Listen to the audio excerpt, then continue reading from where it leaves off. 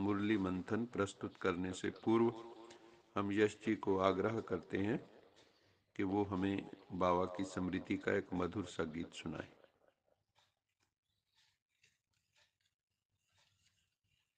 ओम शांति। जीवन के दाता, सांसों के स्वामी, ये नैया की पतवार तुमको है अर्पण। जीवन के दाता, सांसों के स्वामी, ये नैया की पतवार तुमको है अर्पण। प्राणों के प्यारे बाबा हमारे, तुझे तेरा सब कुछ समर्पण समर्पण। जीवन के दाता, सदा के है साथी, सच्चे है सहारे। तेरे थे तेरे हैं, तेरे ही रहेंगे। तुम्हारी ही श्रीमत पे चलते रहेंगे। कहेंगे जो भी हम वो करते रहेंगे। दिल के दिलाराम, दिल से हम कहते, दिलो जा से बाबा तुझ पे है अर्पण। प्राणों के प्यारे बाबा हमारे, तुझे तेरा सब कुछ समर्पण समर्पण। जीवन के दाता, सांसों के स्वामी, ये नैया की पतवार तुमको है अर्पण। बहुत ही सुंदर गीत है। जीवन के दाता, सांसों के स्वामी, ये नैया की पतवार तुझको है अर्पण। बहुत सुंदर। अभी मुरली मंथन से पूर्व थोड़ी स्वचिंतन की धारा प्रस्तुत करते हैं। यदि हम सौर मंडल को देखते हैं, सोलर सिस्टम को देखते हैं, तो पता चलता है ये सृष्टि बिल्कुल नियमबद्ध है और एक संतुलन में चल रही है। दिन रात का चक्र, ऋतुओं का चक्र, कृष्ण पक्ष शुक्ल पक्ष का चक्र एक व्यवस्था में चल रहे हैं। सृष्टि का संतुलन हम आत्माओं को अपने आंतरिक स्वरूप में समत्व की प्राप्ति की प्रेरणा देता है, बैलेंस की प्राप्ति की प्रेरणा देते हैं कि जीवन में you have to attain balance. Shrimad Bhagavad Gita में भी कहा है, समत्वम योग उच्यते। समत्व ही योग है। Balance of mind is meditation, connection with the supreme. ये सृष्टि हमें अपनी रिस्पॉन्सिबिलिटी का निर्वहन करने की प्रेरणा देती है कि सर्वत्र हम आत्मभाव के साथ सबके साथ संतुलित व्यवहार करें। इसी प्रकार रूहानी सौर मंडल में भी, जो स्पिरिचुअल सोलर सिस्टम है, इसमें भी हमें संतुलन अर्थात बैलेंस और सामंजस्य अर्थात हार्मनी बनाकर चलना है। ज्ञान सूर्य शिव बाबा एवं ज्ञान चंद्रमा ब्रह्मा बाबा हम आत्माओं को, हम चैतन्य सितारों को संतुलन एवं हार्मनी बनाने की शिक्षा दे रहे हैं इस वक्त ज्ञान और योग के द्वारा। आज बाबा ने कहा मुरली में कि सृष्टि में कर्म का सिद्धांत चल रहा है। तुम आत्माएं रूपी बच्चे जो भी कर्म करते हो उसका फल अवश्य मिलता है। To every action there is equal and opposite reaction. निष्काम सेवा तो एक परम पिता परमात्मा शिव बाबा ही करते हैं। वही आकर आत्माओं को पतित से पावन बनाते हैं और उसके लिए हम आत्माओं को स्पिरिचुअल नॉलेज एंड सहज राजयोग मेडिटेशन की शिक्षा देते हैं। प्रभु स्मृति से ही आत्मा और शरीर की नेचर क्योर होती है, क्योंकि जीवात्मा में भी विकृति आ चुकी है और शरीरों में भी विकृति और विकार आ चुके हैं।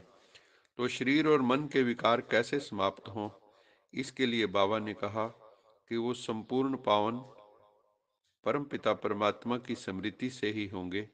इसलिए गीता में भी है, मामेकम सर्वधर्मान परित्यज्य मामेकम शरणम ब्रज, मेरी शरण में आ जा, अहम त्वा सर्व पापे भ्यो मोक्षयिष्यामि मा शुचा। तू मेरी शरण में आ जा, मैं तुझे सब पापों से मुक्त कर दूंगा, ये मेरा वायदा है। इसलिए शोक मत कर। तो अगर हम चाहते हैं हमारी नेचर क्योर हो जाए, हमारा स्वभाव संस्कार शुद्धिकरण की तरफ जाए, पवित्र हो जाए, निर्मल हो जाए, विकार खत्म हो जाए, तो हमें परम पिता परमात्मा से कनेक्शन जोड़ना होगा। जीवन में सृजन एवं विनाश चलता रहता है। पतझड़ भी जरूरी है ताकि नए पत्ते आ सकें। शरीर में कोशिकाएं बनती रहती हैं, बिगड़ती रहती हैं। संसार में कोई आ रहा है, कोई जा रहा है। इस समय भी सृष्टि सक्रांति काल से गुजर रही है। हम ट्रांजिशन फेज से गुजर रहे हैं। शुभ का सृजन एवं अशुभ का विनाश भी कल्याणकारी है। इसलिए विनाश से कभी डरना नहीं। विनाश भी कल्याणकारी होता है कई बार। कल्याणकारी परम पिता परमात्मा सदा कल्याण का कार्य ही कराते हैं। वो आसुरी प्रवृत्ति का विनाश कराते हैं और दैवी प्रवृत्ति की स्थापना करते हैं। इसलिए आसुरी प्रवृत्ति का विनाश होना भी कल्याणकारी है, बुराई का विनाश होना भी कल्याणकारी है। जैसे सोने में जब अलॉय पड़ जाता है, उसको उसमें मिक्स कर दिया जाता है, तो शुद्ध कुंदन नहीं रहता, 24 कैरेट नहीं रहता। इसी प्रकार जीवात्मा में भी विकारों की अलॉय पड़ने से आत्मा अपवित्र बन जाती है, विकृत हो जाती है। यदि पवित्र आत्मा बनकर हम चाहते हैं कि हम सच्चा सोना बन जाएं, 24 कैरेट गोल्ड बन जाएं, तो हमें योग अग्नि में से गुजरना होगा। परमात्मा की याद लगन की अगन की तरह हो, तो उसमें से जब हम पास करेंगे तो हम शुद्ध कुंदन बनकर निकलेंगे। जैसे गाय घास खाकर उसकी जुगाली करती है, ऐसे ही हम भी जो रोज मुरली सुनते हैं, मुरली मंथन सुनते हैं, उस पर हमें विचार सागर मंथन करना चाहिए। एकांत में बैठकर सोचना चाहिए, मन को एकाग्र करना चाहिए, अच्छे से चर्निंग करनी चाहिए। जैसे बिलोते हैं तो मक्खन निकलता है, ऐसे ज्ञान का भी मक्खन निकलता है। और अगर हम उस ज्ञान के मक्खन को सेवन करेंगे तो हमारी आत्मा बलशाली बन जाएगी। आज के वरदान में बाबा ने कहा, जो बच्चे प्रभु पिता को दिल का सच्चा साथी बना लेते हैं, ट्रू फ्रेंड बना लेते हैं, उन्हें संग का रूहानी रंग सदा लगा रहता है। वो रंगरेज है, उसके रंग में हमें रंग जाना है। बुद्धि द्वारा सत्य पिता, सत्य शिक्षक और सतगुरु का संग करना, यही सच्चा सच्चा सत्संग है।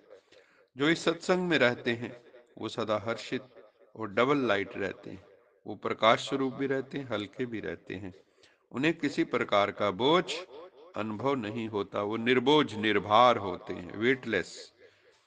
सदा याद रखो, खुशियों की खान परम पिता परमात्मा मेरे साथ है, मेरे अंग संग है। उसकी स्मृति से हम उसको साथ रख सकते हैं। He is our best friend. उस दोस्त को साथ रखो तो मौज बन जाएगी और सच्चा सच्चा सत्संग भी हो जाएगा। आज का स्लोगन है, अपने मीठे बोल और उमंग उत्साह के सहयोग से दिल शिकस्त जो आत्माएं हैं उनको भी शक्तिशाली बनाना है। जो डिप्रेशन में गिरी हुई आत्माएं हैं, जो चिंता फिक्र में डूबी हैं, जो एंजाइटी फियर में हैं, उनको भी उससे उबारना हम सब बच्चों की ड्यूटी है। उनको भी ज्ञान और योग की शिक्षा देके उनके डिप्रेशन से उन्हें हमें बाहर करना है। अच्छा, मीठे मीठे सिकिलद बच्चों प्रति माता पिता बाप दादा का याद प्यार, गुड मॉर्निंग। रूहानी बाप की रूहानी बच्चों को नमस्ते। हम रूहानी रूहानी बच्चों बच्चों की की रूहानी रूहानी मात मात पिता पिता बाप बाप दादा दादा को को याद याद प्यार, प्यार। गुड गुड मॉर्निंग मॉर्निंग और और नमस्ते। नमस्ते। सदा रहो हंसते कहीं नहीं फंसते बन जाओ, फरिश्ते बांध लो अपने बसते चलो प्रभु के रस्ते। वाहिगुरु जी का खालसा, खालसा वाहेगुरु वाहिगुरु जी जी की की फतेह। फतेह। बोल बोल साचे साचे दरबार दरबार की की जय। जय। लोका लोका समस्ता समस्ता सुखिनो सुखिनो भवन्तु। भवन्तु।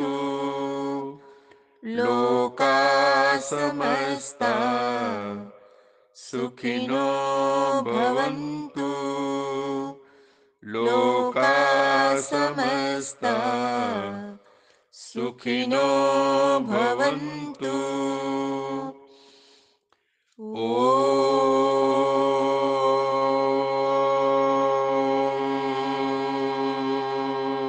ओम शांति